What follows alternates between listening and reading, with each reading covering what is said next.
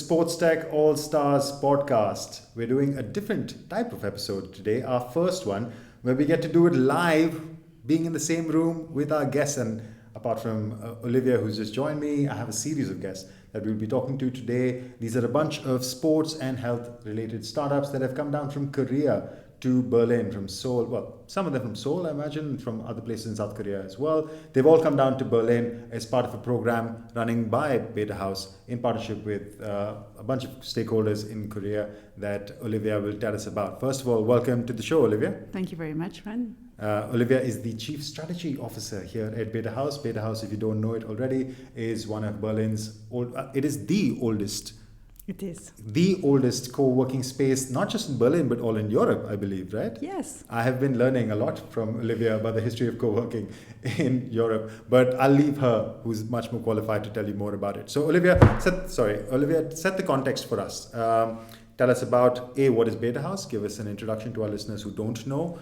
And then B, what exactly is the program that you're running in partnership with the Korean government? Sure.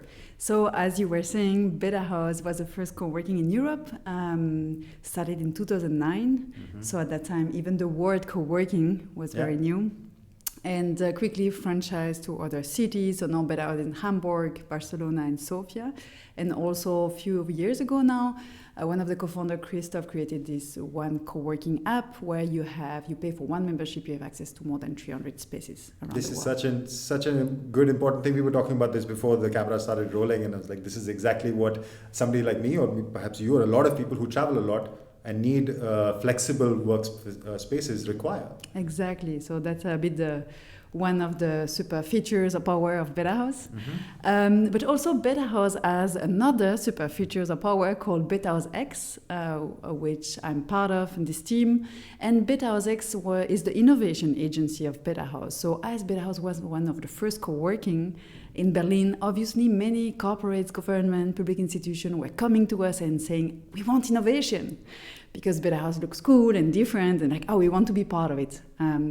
And naturally, we started developing innovation program for these different entities. So we are running program for Deutsche Bahn for 8 years now. We work for Siemens, for the Chilean government, and with Asian government, specifically South Korean. We are working with them for now 3-4 years. With this association called KISET, which is the Korean Startup Association.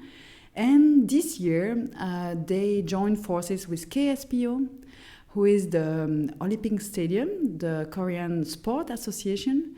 And they decided to create, they call it Sports and Health Tech Track, to bring South Korean startup to Europe, showing off their product and their innovation.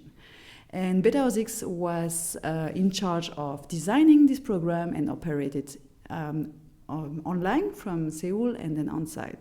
So what makes it special also is that we always like to train, I would say, the companies which are not really startups, they're already businesses, established businesses. Some are. I think we've spoken to a few. So some are like multi-million-dollar revenue companies, and some are a bit younger in the sense. So there's a good mix of companies as well. Mm-hmm. Correct. Obviously, you will see that interviewing them. They were selected. We had to do a selection. They went through a pitch competition, and the selected ones went through 4 weeks online training to understand the difference of culture also, which is very important. Imagine yourself having to go to South Korea, no? Yeah. And so we train them also on that side, understanding the differences, also what they need, what kind of material do they need here to enter a meeting, to convince investors, etc. And now they are here in Berlin, so they have 6 weeks on site. And this is just started. So they just arrived in Berlin last Monday. We are organizing different events for them. Next week, they're going to be in Spain. They go to Bilbao, Barcelona. They're going to visit all kind of places, partners. They have like 6 weeks full of activities. Damn. So, Olivia, is only Korean companies can apply? Can a little German GmbH squeeze in there? No, but it sounds like an amazing program. Obviously. Well, we have on the way around, if you're interested. It's called Expansion Lab. That's with the Berlin Senate, and we are sending German companies to Asia. Okay, super. Good to know. Open call. Yeah, Next one is now Jakarta and Singapore, if you're interested. Why not? Let's talk about that. So again, you've set the context really well. So I think there are 8 startups. Is that correct? 9. 9 startups. Sorry. So there are 9 companies who've been selected, who've gone through a selection process. They've got some, let's say, remote training or remote, let's say, education, whatever it is, and now they're on site for 6 weeks. What is the objective, I guess, for the startups and also for Betahaus and to an extent for the Korean government? I guess they're just investing in sports and innovation and want to develop their local economy. But for the startups, what is the main objective that you hope to help them achieve? Exactly. Interesting question. So I would say we have 3 levels. The first one is the training, understanding how it is to enter a new market, which is very different from yours. So there is really a part of, as an entrepreneur, as a companies, how to expand to Europe in general. The second one will be on-site here, meeting partners and obviously potentially closing deals, but more with partners than with clients. I mean, client will be an amazing result, but obviously that's not so easy to do in 6 weeks. Sure. And the final one with this program specifically is investment. So Betahaus is providing at the end of the program, we will do what we call a demo day. That's something also I'm calling everybody to come to Betahaus. So 8th of November, we have the demo day of the startup, and we will allocate investment to one of these startups. So that I would say the final. So there is one startup which will definitely get investment. Exactly. And is the amount also fixed? Yes, I prefer not to disclose it right now because still have to be discussed. Sure. But there is one guaranteed investment and the potential that others will also raise based on whoever else in the room is interested to participate. Fair. So here in this case, because Betahaus will choose one, that was I would say agreed before the program that Betahaus will invest in one of the company. Yes. Super. Okay, so access to capital, access to network, access to a new market. Sounds like it's a pretty good deal for these 9 Korean startups that are here. So we're going to get into conversation with 3 of them, I believe, today. But before we do that, we're also going to speak to a Berlin-based startup who is from the Betahaus community. Yes, it is. And I believe we'll be having conversation with them. So we have a lineup of 4 guests, apart from Olivia, who's already spoken to us, to come look forward to. So stay tuned. We have a lot more to come. Thanks, Olivia, for taking the time. Thank you very much, Ron.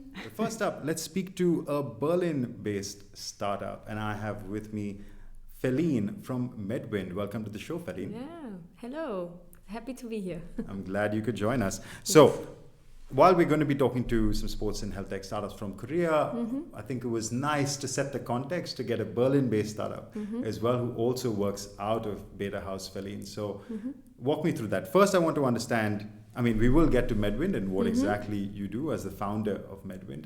But first, I want to always know a bit more about the person behind the company. So tell us a story.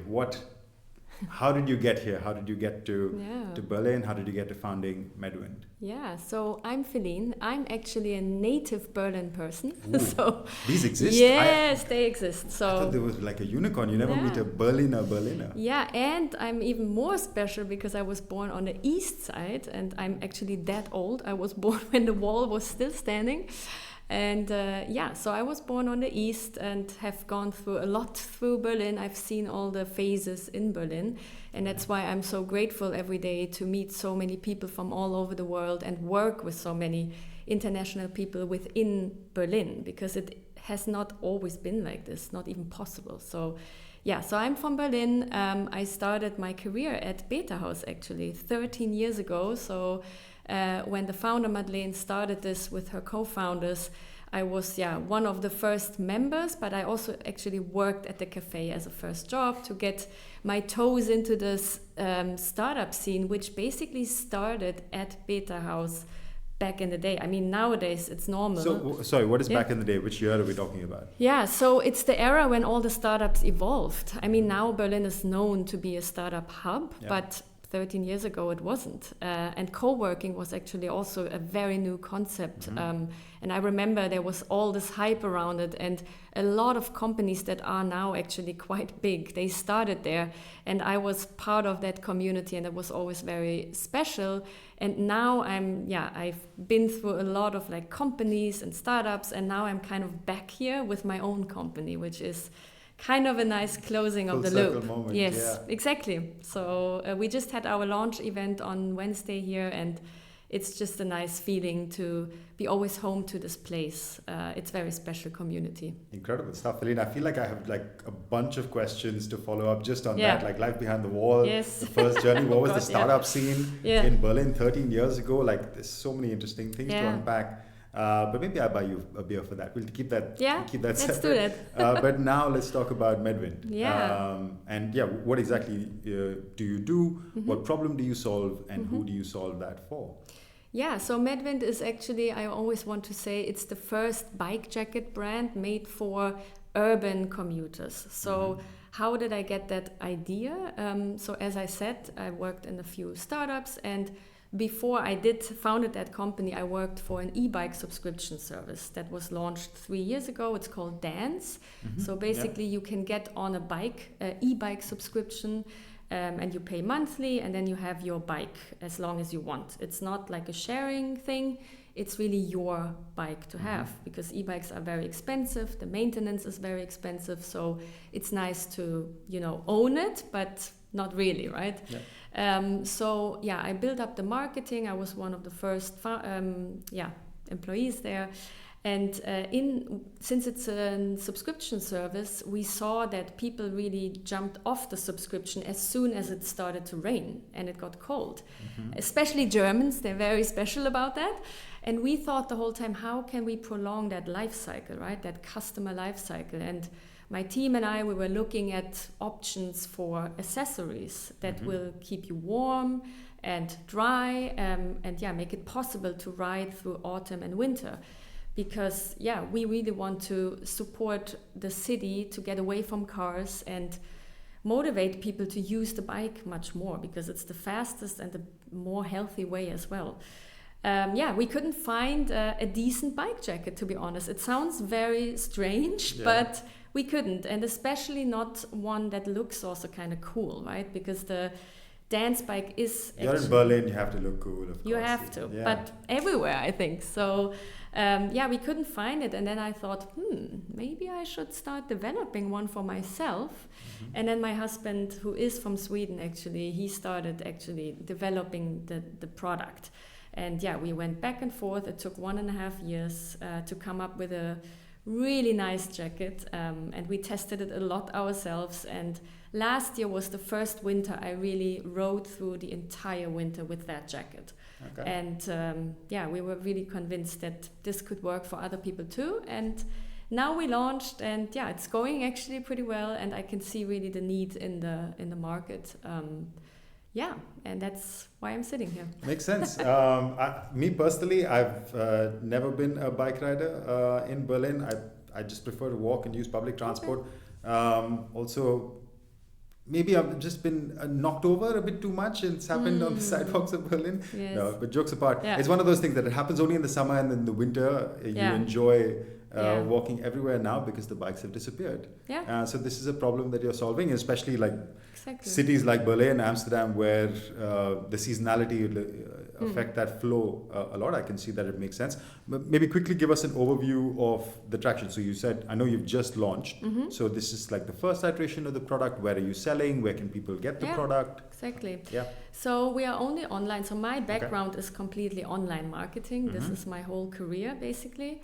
And I really believe in where are people these days, right? They are not actually going to shopping streets and stores. I mean, it depends a little bit on the concept, but most people are like this all the time, right? And that's where we will sell. So we have an online shop where you can buy the product, but we also plan to build a community around it. And that's why we are planning more and more events, like we did on Wednesday now, where people can meet, and we also get a lot of feedback on the product, and also potentially what more products do we need to develop. And we already have a pipeline, and we really want to focus on this niche of people riding in cities on bikes. And there's so much more stuff you can develop.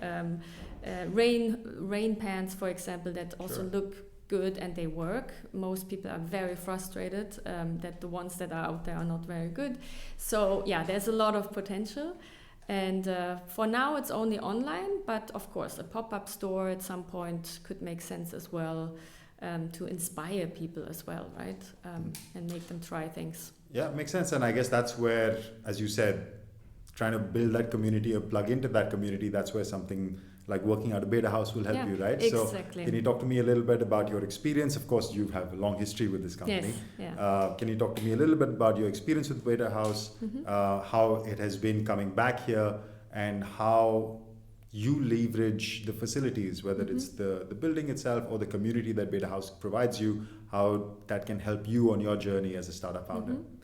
Yeah, so actually also Dance, the company before, has a partnership with Betahaus now. Okay. So we offer discounts on the subscription for Betahaus members because we saw like this target group here, like young startup founders that are having a sustainable lifestyle, right? It fits quite well, and it's the same for this brand now.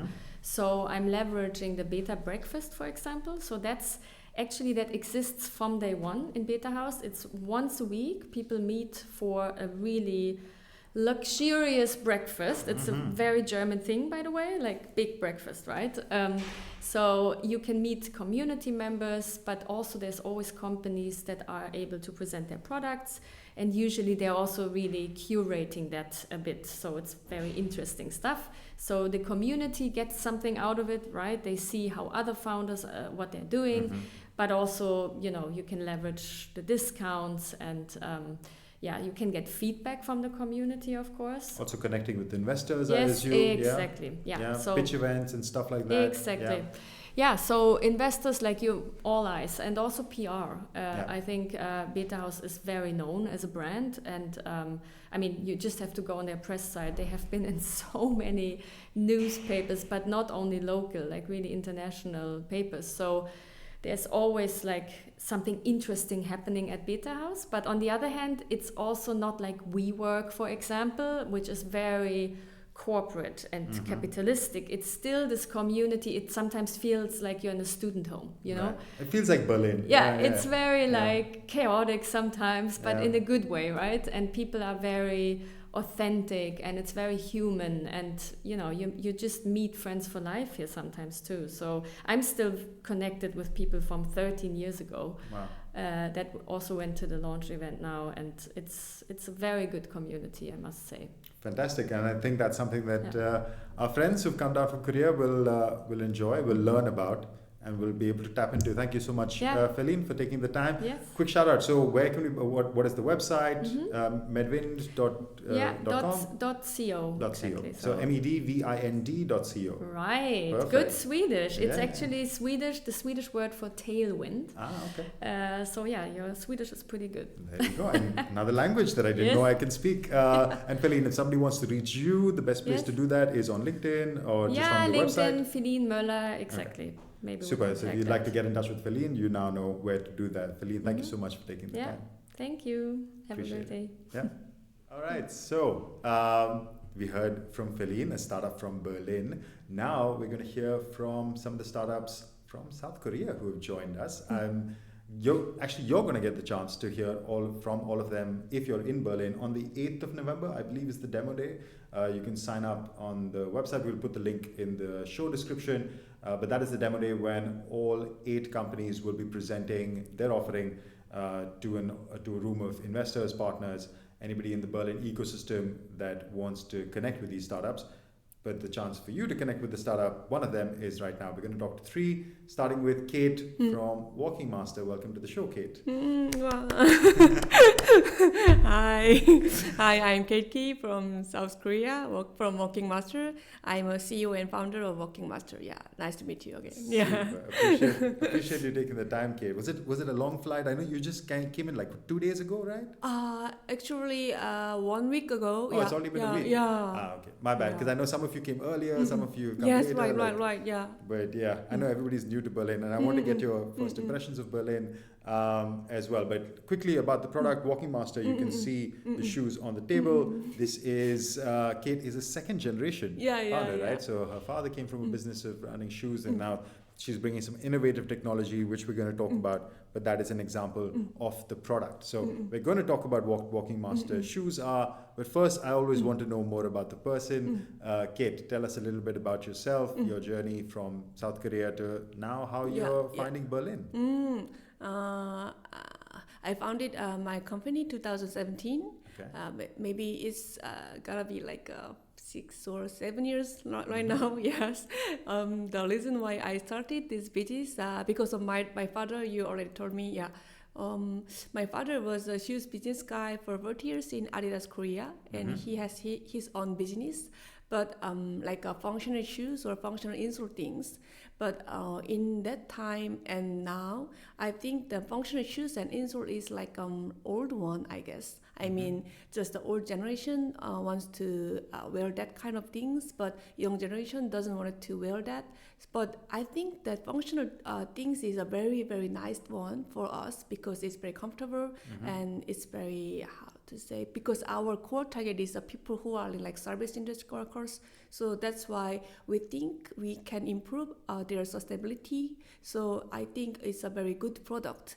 But we should do some kind of design more better, and we should do some kind of marketing more better to know much about our products. So I think our mission is a little bit different from my father's do, because they can very good at manufacturing. I mean technology based on that kind of things, because they are based in like 40 years. So that's why. But for me, like it's a good products, you know.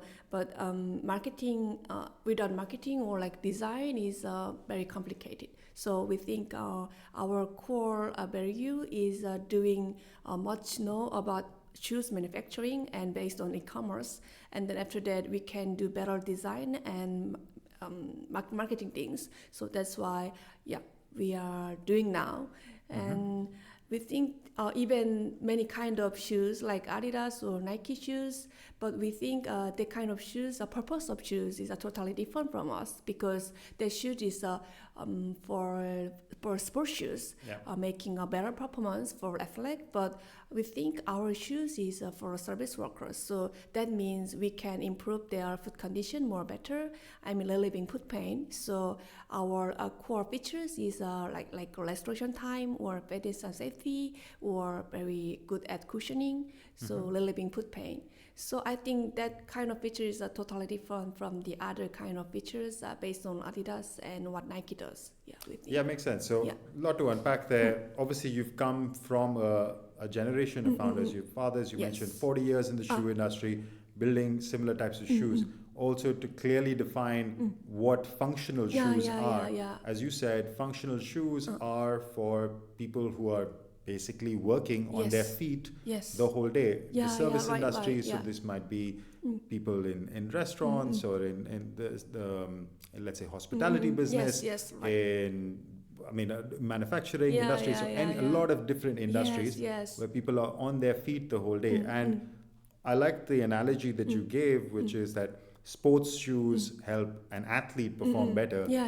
Functional shoes help a work person who is on their feet all day, give them better comfort, better support, and a lot of the other good things, right? So that is what functional shoes are. So it's a different brand, a different category of shoes than just your typical Nike, Adidas, and so on. Okay. So I think we got the context really well. You're a business that has been around for 6 years. So you've been, and I've had the chance to look at your material. We've also spoken before, of course. So there's a lot that I know that you're actually a pretty sizable business. Maybe talk us quickly through some key highlights of traction. So what have you done? Maybe your revenue, like what you've achieved so far. We launched our product in 2019 in Korea first, and then we are growing now in Japan and Singapore now. Firstly, we are based on Asian first, and then now we are going to the Berlin and to go expanding our EU market. So our sales last year was $1.5 million for US dollars, and maybe until 2024, I guess. It would be like $3.6 million US dollars. So it's gonna be like very rapidly growing now, because compared to my father's generation, we think our target value is totally different, because in father's generation, our target age was like 50 and over like 60 is like for grandmothers and like grandfathers. But for us now is our target age as average age is over like 35, so it's very younger than I guess. So I think that value position is very different from what fathers does. So that means we can be more tracking like younger generation, we think, because our core marketing solution, we think we doesn't want to market with like very popular model or like a global model or influencer, because we don't have enough money. So $3.5 million, that's not so bad, you know. yeah. But I'll work. Diego, would you work for that kind of money? Yeah, for sure. Yeah. You can Thank get both you. of Yeah, us a thank discount. you. Thank you. Yeah. Diego is our production head. He's basically set up this whole amazing facility that we have. But yeah. But I think our strong points is like low acquisition cost. That was our also the strong point, we guess. So we we want to ask model like people who are in service industry worker, real service industry workers. Okay. So that kind of photos and contents would very fits well with our customers. So they think like even it's like not popular model or like influencer, but they guess, oh, I can be my foot condition would be better if I wearing our shoes. So they can imagine with our contents, because we looks like a not real popular model, but it looks like a real people in the service worker. So they guess I can do that with like this kind of shoes. So that point was very fits well with us. So I will do this kind of marketing right now. that makes sense. So you basically, again, what you're telling us that you've got an established brand in your market and in certain parts of Asia. Yes. You're now bringing that to Europe and through this program. This is your first point of entry, coming to Berlin through the Betahaus program. Right. So maybe talk to us lastly about what you hope to achieve. Like, what are you looking for as A, an outcome of the program, and B, what kind of partners? Are you looking for distributors? Are you looking for investors? What are you really looking for to set up your business here in Berlin?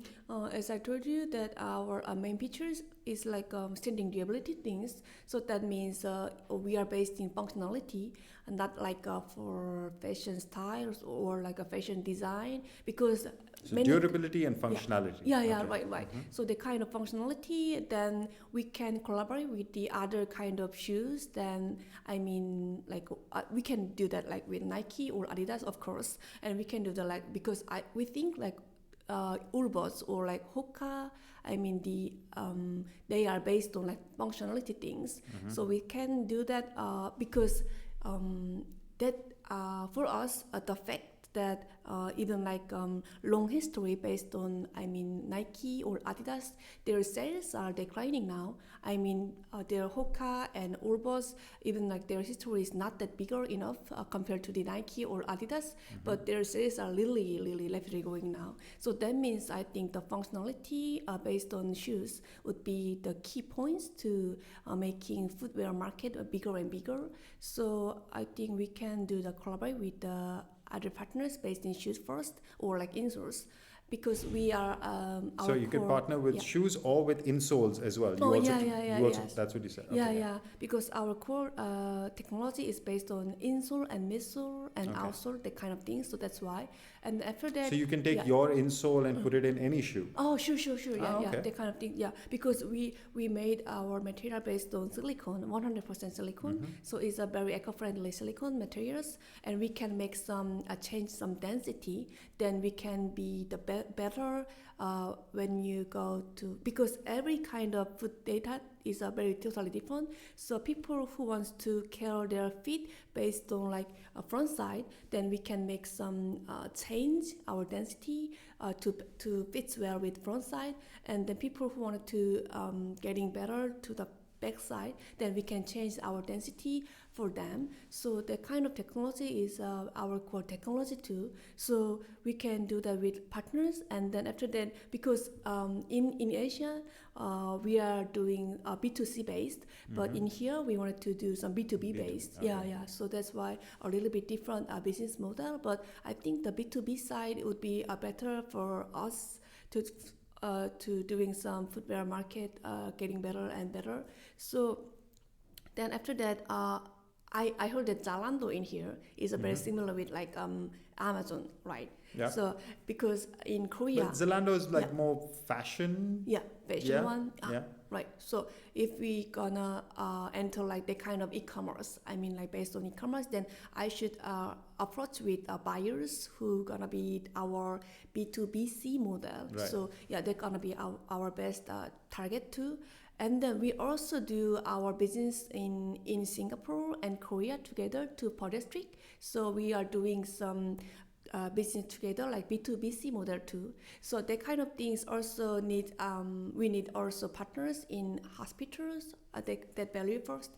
And then after that, also I know that like a global brands, which is like Starbucks and McDonald's, they have their own sustainability reports. I mean, sustainability things to improve their employees, making the better food condition. So I want to make some approach with them together. Yeah. So B2B based is our core value, I think, in here. Yeah. Sounds like you're going to be very busy, Kate. Yeah, You have yeah. like a lot of people that you want to find the manufacturers, you want to find distributors, you want to go online, many and things. obviously some clients, maybe yeah. like hospitals and other industries as well. So Yes, right. hey, yeah. maybe hopefully you'll find all that you're looking for. Yes. You've come to a good place. I think the BetahausX team will help you connect to all of those. And yeah, I think we look forward to hearing from you on Demo Day on the 8th, when you'll be able to present to all of these guys as well. Yeah. Also with VCs too. With, sorry? VC. With VCs, Yeah. with investors, of course. Yes. How can you miss those?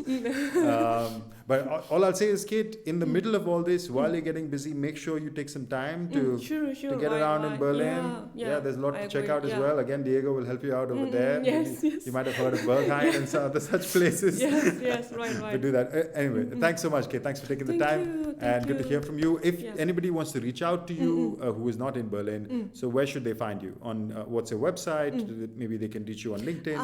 Just searching me by LinkedIn, just KT or Walking Master or something. Then you can then Google, or we also have Instagram. So what is the website? Walkingmaster.com? Walking .kr, I think. middlebarmaster.com. Yeah. Okay. Yes. So walking-master.com. Oh, yeah. Super. All right. And Kate on LinkedIn. Yes. Yeah, perfect. We got your coordinates out there.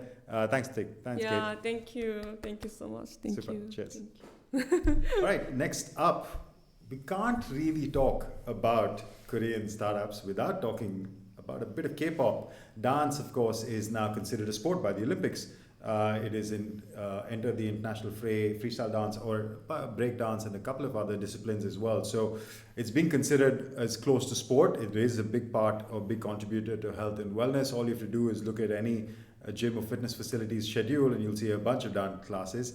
And maybe you might even find some K-pop classes. So to talk to us about how technology meets K-pop is Manhyung from Kinetic Labs. Welcome to the show. Hello, my name is Manhyung, CEO and founder of Kinetic Lab, and we are participating in this wonderful program nowadays. Super, and great to have you, Manhyung. So first up, I want to always ask about the person behind the company, and we'll understand what Kinetic Labs are. We've already got it in frame. You got your devices and you got the app set up. But I want to know, why did you want to start this company? Like, what is the journey that took you to here, and how much of a K-pop fan are you? Okay, actually, the K-pop is not my kind of interest. Okay. I had research and studied at the graduate school, like motion sensing and activity recognition fields, and it's a kind of the artificial intelligence researches. So during this research and study, I try to apply my technology and my experiences to some various fields like fitness or healthcare things. So after I graduate, I wants to find some more interesting and funny things and easy to go global. So the K-pop is getting popular nowadays, and I try to combine these contents with the technology and my experiences. So this kind of service is invented and developed by ourselves based on the technology, the motion sensing, activity recognition, and pattern analysis, and also this kind of wearable IoT devices. Yeah, and we'll get to that. So not really a K-pop fan, but identified an opportunity in the business around K-pop, which I believe is huge and tremendous. All right, so Kinetic Labs, from what I understand, is basically motion sensing through wearable devices. So I put on that little strap, I wear it on my wrist, and however I dance and I move is captured by that device, correct? Yeah, that's right. Okay. And also we are trying to develop some applications using the smart watches like Apple Watch, So Galaxy watches. watch. Yeah, existing watches. This is the first prototype of how to show the motion capturing using these small devices. So currently we are more focused on without any like these devices. Yeah, we want to utilize the user's smartphone and user's smartwatch. That's all. So but you said use your smartphone, but I also know that you're not using the camera. Yeah, not right? camera. So no. this is not computer vision based. It's purely the sensor on the device. That's so right. just completely for a layman I'm not a complete layman for sports technology, but for somebody who might not understand it, how are you capturing full body motion through a device only on the wrist? Actually, it's not capturing the other parts, only the parts on the right wrist. Okay. But if you want to get a high score and if you get a precise motion capturing, we are comparing to the professional dancers' movement, also wearing on the right wrist. So each rhythm, and if you get a perfect motion, okay, again. We capture every movement during like one K-pop songs, directions and powers and rhythms. We calculate everything. So for more comfortable things for the users. So actually, first we developed this kind of the services with 4 devices, like both on the wrist and both on the ankles.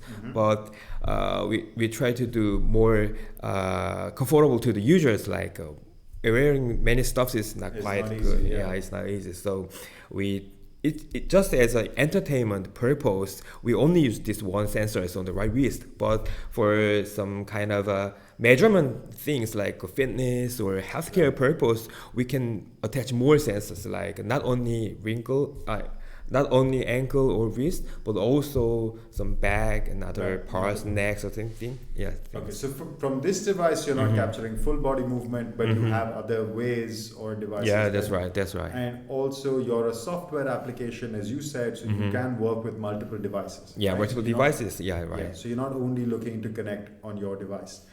So maybe talk to us about that. So the problem essentially that you're solving, or let's say with this device, is that if I am a fan of K-pop, and of course there are millions across the world, and I want to learn a dance, right? And I can use your wrist, the wearable, to watch a dance, and I will get some sort of feedback if I'm not moving correctly. Is that correct? Especially in this application, we don't teach the action movements. Like if the common K-pop fans learn their movement using, like, just see the YouTube or something, and then they compete for fun with the friends or with their teams. So this kind of application is for fun. So what is this app? This is called Zling? Yeah, it's called Zling. Okay. Zling means, Zul is the enjoy in Korean. Okay. So it means enjoying. So yeah, this applications are the K-pop cover dance applications. Okay. So we provided some dance practice contents like cover dance content. The user wear this one on the right wrist and doing dancing, and we will compare with the professional dancers' movement. Yeah, So exactly. So I start the dance over there, I watch it, and I've got the wearable device, and I'm watching, and it's giving me some feedback. Oh, maybe your hand is too high or it's too low, or like whatever, right? Yeah, so that's right. It's not moving at the right timing, so it's giving me feedback. Yeah. Which can help me improve my dance. Right? So that is your consumer application. That's right. That's okay. right. And this is available already anywhere in the world, so I can download it in here in Berlin. Currently, it's not open yet, Okay. so it's now in still progress. Okay. So we currently selling this one to the B2B, like not to the normal users, but we will find some partners to provide the services in other regions. So this is like the first, let's say, MVP or the first version of what a product could be. Yeah, that's right. So this is a showcase, and then you are trying to contact more B2B providers and say, hey, we can use our sensor technology. That's right. And maybe build an application for you for whatever requirements that they may have. That's right. We launched this one only in Korea in domestic purpose. So if we find some content providers or some like the company who own the content's copyright, we can collaborate with them, and we will provide these types of platform and hardware and services. Perfect. So that was going to be my next question. Like, who was the customer potential on the B2B side? So what kind of audience are you looking to engage with? Obviously, what you just said is rights holders. So anybody who owns a content catalog or content library, That's right. they can commission you and say, hey, take all our content and create an app and make whatever dance videos and stuff out of this. So that's on one side. But what else? What other partners are you looking for? That will be the major partners, but we also try to find some partners, like if some startups or some companies who wants to develop the services based on the humans movement, or not even humans, but some objects movements or the pattern analysis requirements, then we can collaborate with them for developing their services. Like, give me an example. Yeah, it's kind of the like fitness services or the healthcare services. Like if you want to promote the elderly person to move more and for their healthcare improvements, we can provide like these services to the service providers for the healthcare of the elderly personnel, or the keys, like promote keys to more movement. We can supply like these types of applications and then services for their service providers. So we want to be a technology and platform providers, and then we are searching for some content provider. Okay, so obviously on the content side, anybody who has a content library can reach out to you. But as you said, there are applications in fitness, in healthcare, in physiotherapy, in any sort of anybody interested in physiological movement or tracking body movement, you can help with that. Right? Yeah, and that's you have either a wrist-based wearable or there are multiple wearables. And also we are working on 2D or 3D camera based. So you do 3D imaging as well? Yeah, that's right. Okay. If the service providers want to capture the whole posture of the movement, in the case we are trying to develop services based on 3D camera, 2D camera, webcams, or even the cameras on the smart devices. Okay, super good stuff. Then lastly, what else, or what are you looking for from this program through the Betahaus program? I know you have your demo day on the 8th of November, but what kind of partners are you looking? So it's basically mainly clients or distribution partners. What are you looking for as an outcome from the program?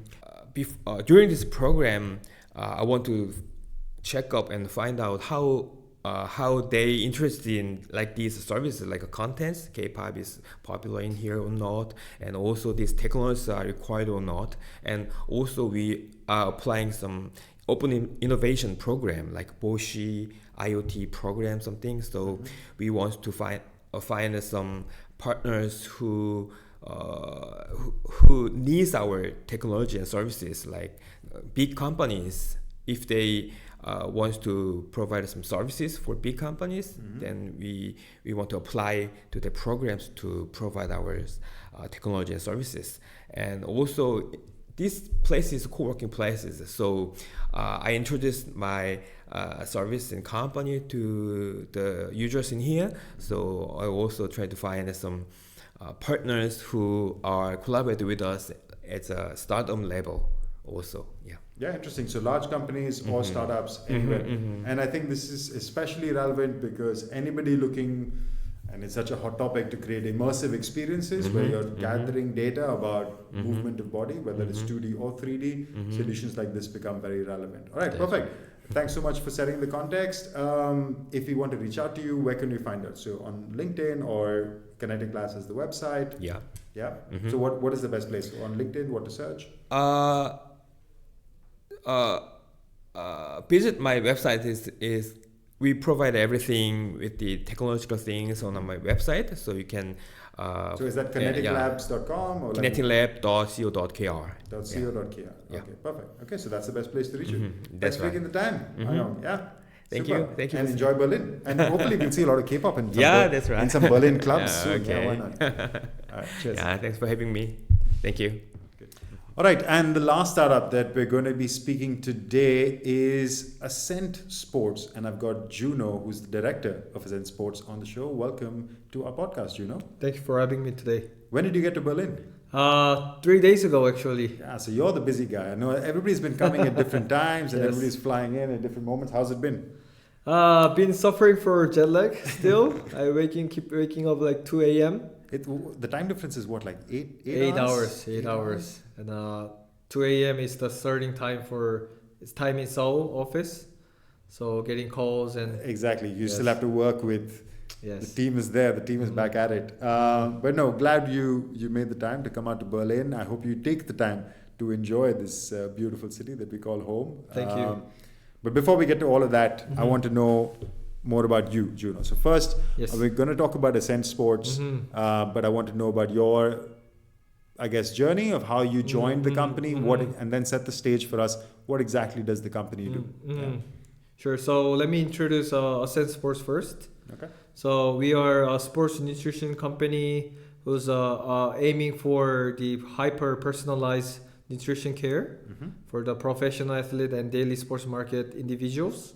And in Ascent Sports, we have a different business model that we have. First one is a sports gym center. So professional or regular individual athletes comes to our center and train in daily basis.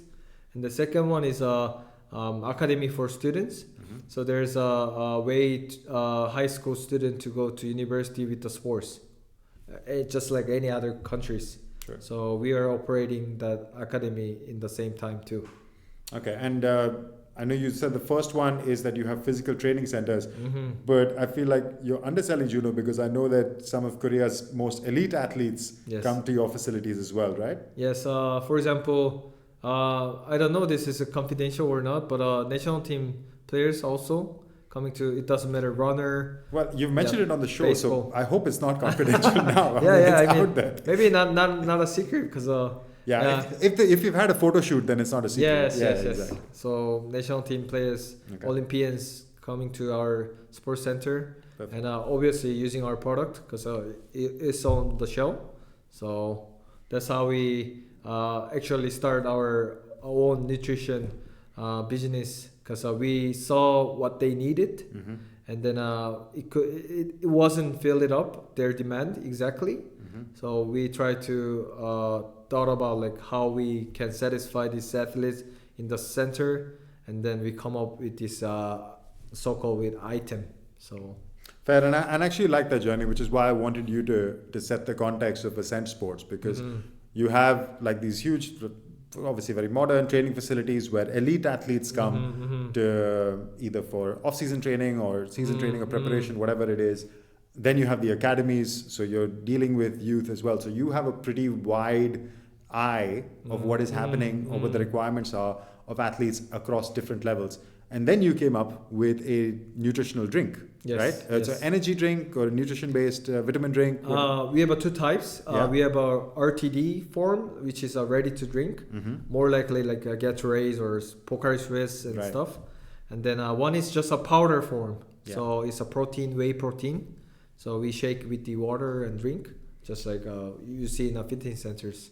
So those are the ready-to-consume products. So, and that brand is also Ascent Sports, or the drink is called something else, right? It's our brand called Ultimate Potential. Ultimate Potential. Yes. All right, perfect. So unlock your ultimate potential with one of your amazing drinks. But I also know that so that's the ready-to-consume. So that you have in the liquid form or in the powder form. Yes. But you also do like bespoke, customized nutrition, right? Where Yes, you will yes. take samples. So either saliva, is it correct? Saliva or sweat? Yes. Or it's only Saliva. So using the saliva, then you will create a customized nutritional product for, okay, maybe not me, I'm not that level of athlete, but for whoever is the athlete that needs it, right? So you Yes, have yes. that program as well. Yes. So we have a contract with the few professional clubs as a club scale, and athletes also. So for the season, not only doing the testing and biometric test, we also do the consulting for individuals and the organization scale. So for example, pre-season, we have this team called Samsung Thunders in KBL, Korean Basketball League. And then these guys are consuming our product, and we take biometric information from them and then make customized product for them. And then each season and the month, we send our nutritionist to have a consulting individually. All right, so you do these customized training programs or customized, let's say, consultations, as you called it. So walk me through how that works exactly. So you will send me a kit, Yes. right? So it depends on what level you are, like an athlete you are. If you're a daily sports market, you can actually do the biometric test like DNA kits with the DNA kits, but it costs a lot. So Like how much is that? It's around like $300 per month. So it's a subscription model, obviously. Right. So if you can do, if you want to do, you can do. But still, like if it's too high, then you can just complete. I can imagine, like for people who are, let's say, I mean, you might not be an elite athlete, but if you're training for a marathon or an ultra marathon. Yes. Yeah. For There things are like, some. Yeah, because a lot of those athletes, they do spend a lot of money. So maybe $3,600 over the year is just part of their training cost. Yes. Because usually people who are doing these kind of sports are, let's say, of a certain income bracket. So, okay, so for $300 a month, I'll get a kit that gets sent to me. First I'll get a kit, which will do some biometric tracking. Yes. Use my saliva, do some DNA analysis, and then I will receive every month a package which will give me a drink every day, right? Yes. It's also you can choose. There's a big three categories for the products. So before the workout, during the workout, after workout. Okay. So after workout, obviously focus on recovery, and during the workout, focus on hydration. Pre-workout is more like taking protein before the workout. So you can choose the categories as well. But then before the DNA kits, we also collecting survey. It's for general public too. So throughout the survey, we ask like what is your sports, what is your like purpose of the exercise and stuff. And then also second one is we ask them to record their biometric information, such as height and body mass or weight. So according all this information generated with our AI system, and we recommend the product is already existing, or if they need a special treatment, that we can manage the ingredient, like we can control the ingredient and send to them. Makes sense. So you perfectly customize it to my requirements. So can I also customize the flavor if I want like lemony lime or mountain blue or raspberry? There are only few for now. Okay. But I know there's a lot of demand for taste. Okay, fair enough. So make sure that I'll get the product. I'll get the product that I want. Yes. All right. And lastly, on the company, can you tell us about the scale? Because I know you've been out in the market for some time. Yes. You've also already got this is a well-established product in the Korean market. Yeah. For the center, it has been more than 10 years. So our team composition is very unique because myself as a director of the company, I'm managing overseas market and communication in the company, but also I'm a licensed FIFA agent. So I have, you see this how these things goes. I'm a very suitable workforce in the company that I can connect athletes or professional club for the company. And then, for example, our CTO Chanu, he used to work in LG CNS, so which is the top level in technology in South Korea. So and our CEO Ryan also working for sports industry and gym for 15 years, and he was in the army actually, but he came out and he started his own business. So we have all these background members, and then we came into one organization and aiming for one thing. We making the product for good product for athletes. Did you go to the army as well, Juno? Isn't it compulsory service? Well, it's a good thing that technically I'm Canadian. So I'm exception. You're technically Kenyan. Yeah, Canadian. Canadian. Sorry, Yeah, I thought you said you had some African roots. I was like, no. Sure, why not? Yeah, well, I mean, could be good, but Okay. yeah. Oh, so because you had some Canadian connection, you didn't have to do the service. Yeah, because the thing is, Korea doesn't allow dual citizenship, and I born in Seoul, but I raised in Canada, so Okay. I had to choose one. Okay, so you got away. Fair enough. All right. Yes. So, but the product itself, coming back to the drink, so that has been out in the market for a while, no?